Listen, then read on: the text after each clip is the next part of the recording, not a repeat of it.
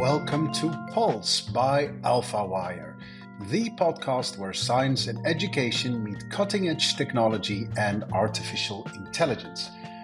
My name is Aldo de Pape, and each week I sit down with innovators, thinkers and doers who are working to change our world for the better.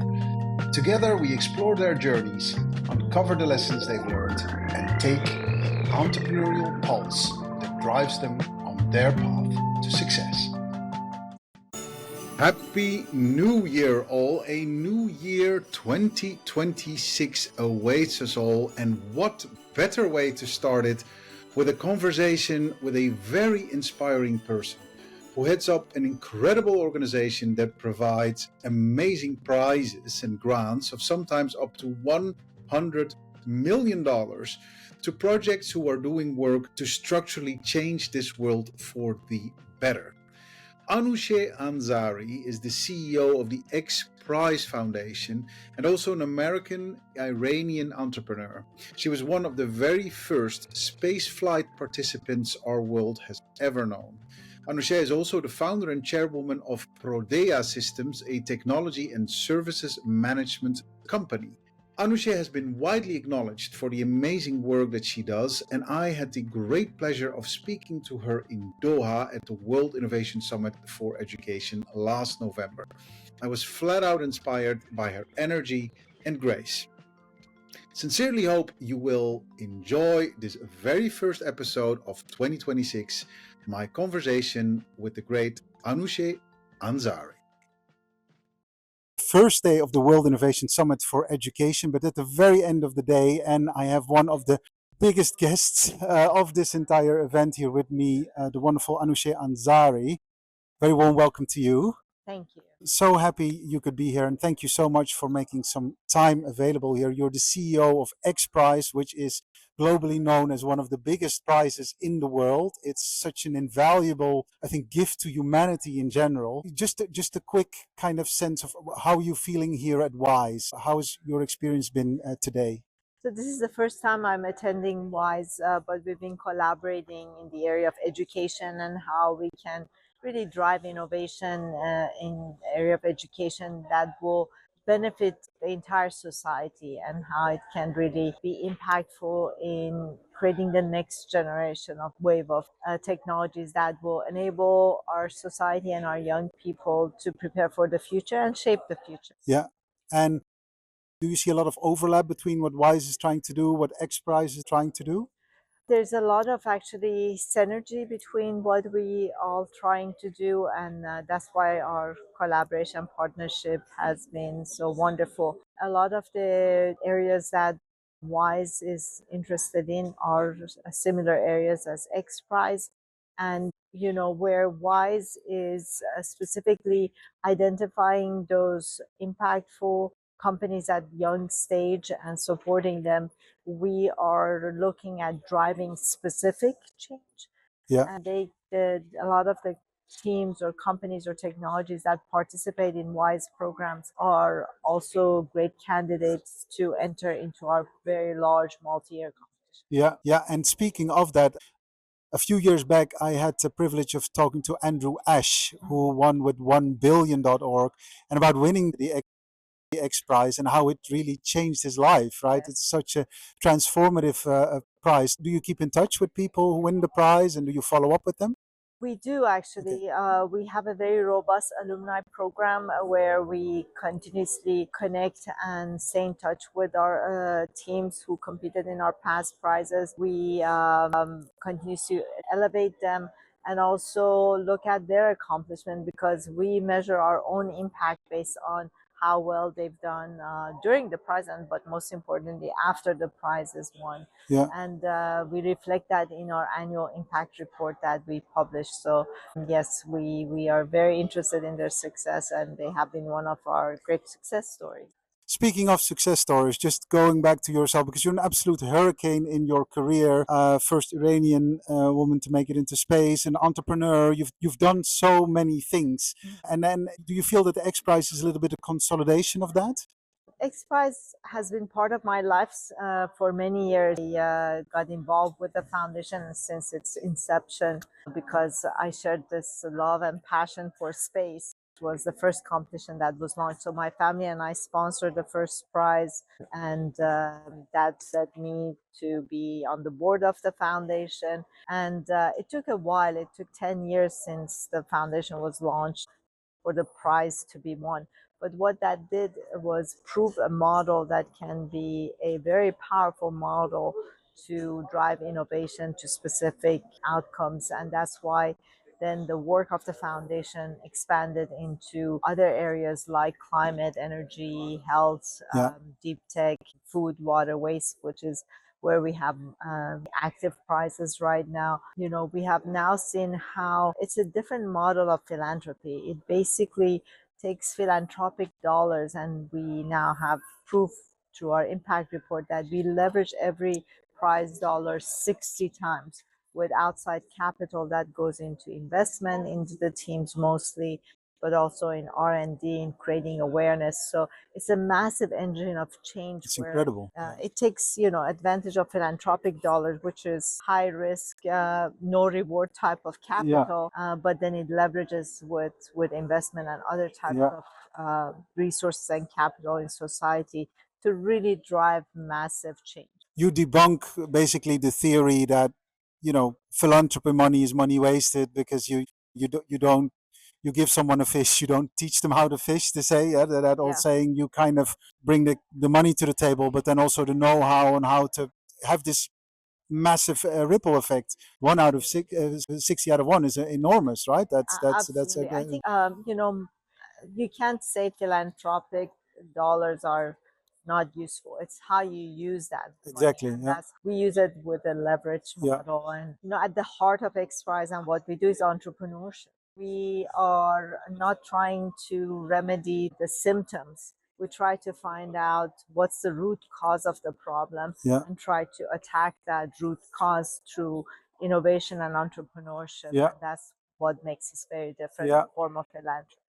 Incredible. So we're here at this event called humanity.io. We're talking about human flourishing after AI has taken over. Has that in any shape or form affected your thinking or the thinking of the organization of XPrize? And if so, how? AI is part of almost every prize that we do. So all of the entrepreneurs and innovators who participate in our competitions use AI in one way or another.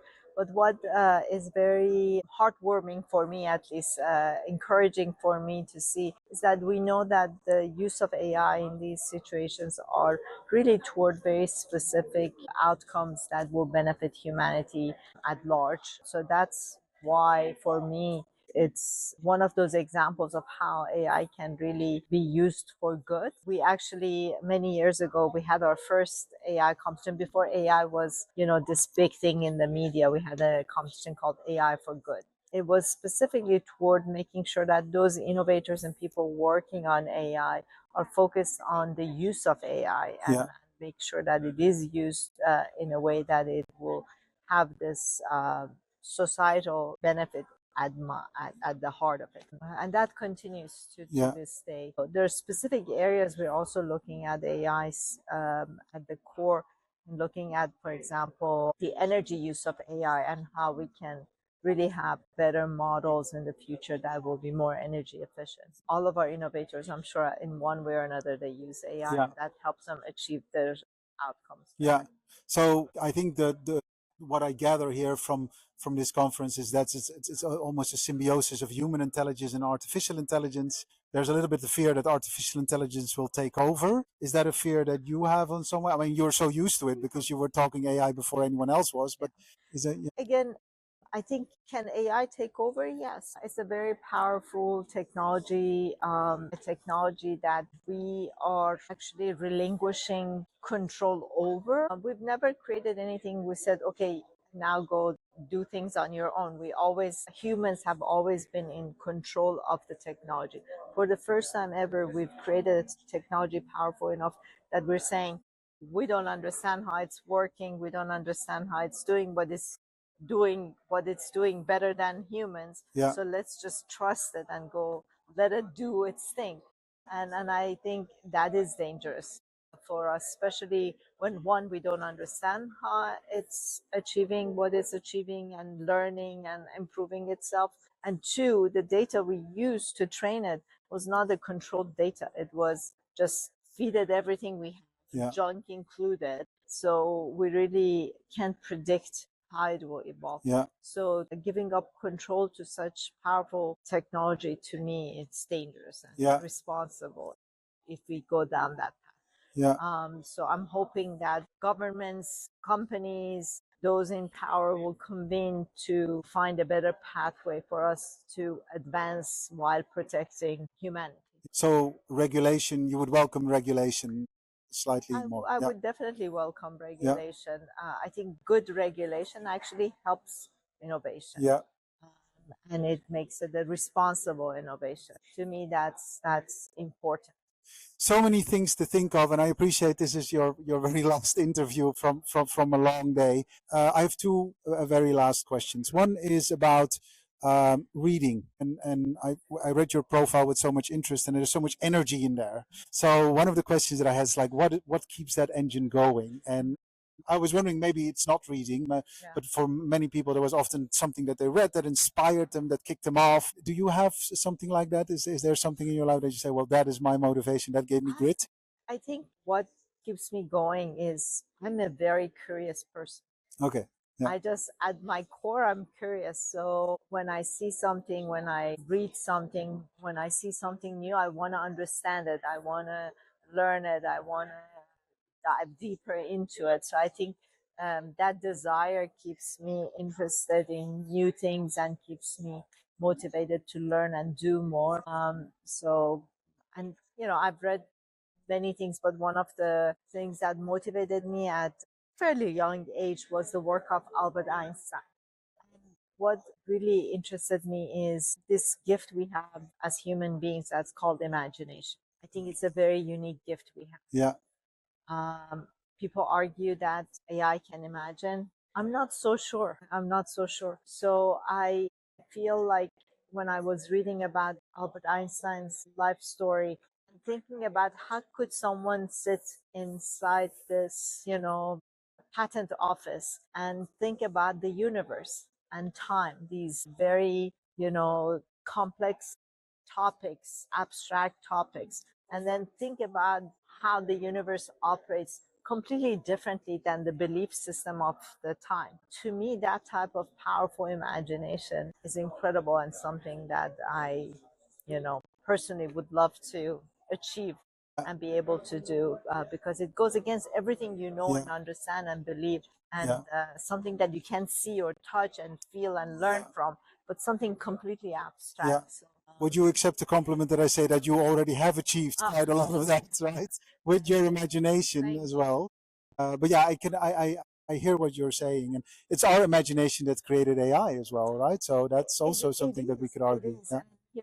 There's always I feel like AI improves on things and can maybe draw a new conclusion from things, but can it really come up with something that is based on no knowledge that we know? Completely novel. Completely zero. And I don't know. We don't know. I'm not convinced it can. Synthetic completely from zero. Then my very last question, and I ask every guest, do you have a morning routine? And if so, do you care to share? I'm just curious about morning routines. Because my days are filled with activities and I travel a lot.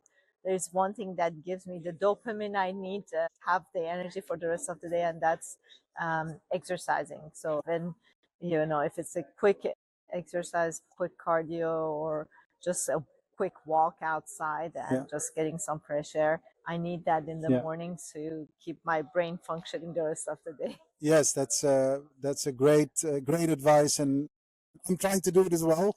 Don't always succeed, but it's so important. It keeps us going. Thank you very, very much for all your hard work around XPrize and all the hard work here around WISE. People, XPrize doesn't need any further introduction or whatever, but we'll be sure to include all the relevant links in our show notes. Please. Thank you for your time, Anousheh Ansari. Thank you. You've listened to Pulse by AlphaWire. Produced by Natalie Piles and Amela Faisal.